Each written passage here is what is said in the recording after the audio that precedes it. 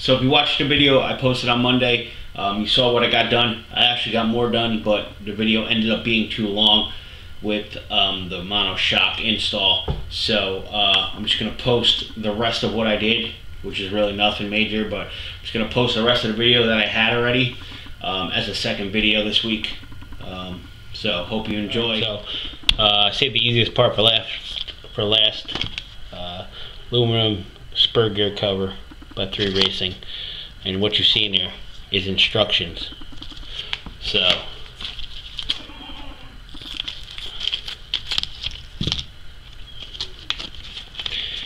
mean, it's simple. There's 4 screws that hold it in. Take it off, but they still send you instructions. So it's real simple. There's the 4 screws, obviously. It does come with new screws, so I'm just going to use the new screws it came with, even though I'm sure these are fine. But so after I gotta stop the camera before I started looking over pictures on the internet, and I believe I had the front a little bit set up wrong. I still don't believe that the camber issue was still going to be there, whether I'd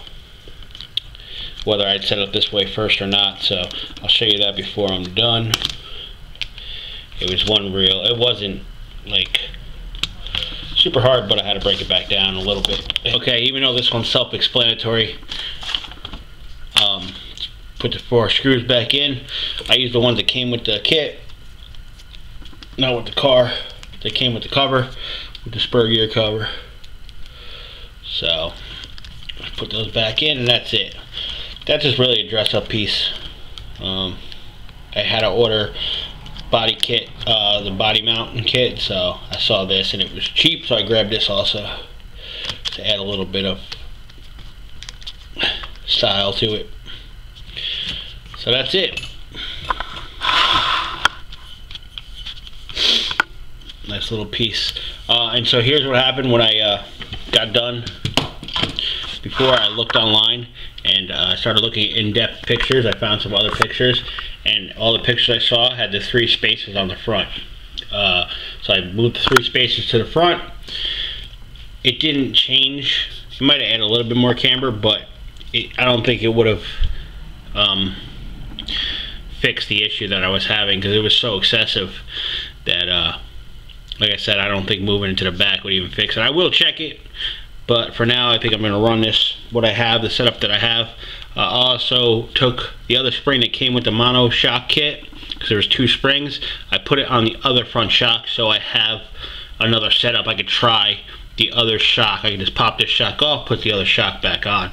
The other shock is firm, really firm, and it's shorter, but I went with this one now. Like I said, it's just an easy pop off. But that's it for today. This front mono shock killed me without instructions. Biggest thing I tell companies, or say to companies, is just an instruction. Look at this. This is 1 piece of paper. This came with the spur gear cover. It's 4 screws. I mean, if you own this car, you own the instructions to this car most likely. So, but my point is you could have, they could have included something with the front, with the mono shock, because it was hard. Like I said, I put it together wrong already, so I already know I did that, and I had to take it back apart. But that's neither here nor there. Like I said, hopefully next week I'll have the motor ESC and radio and receiver, and I can't wait. This kit, building this kit, definitely got me back into wanting to, got me back into RCs. Can't wait to drive this thing and see if I can actually rear-wheel drive drift. That's the part that we don't know yet. But like always, thanks for watching. Hope you're following along, and stay tuned for the next one.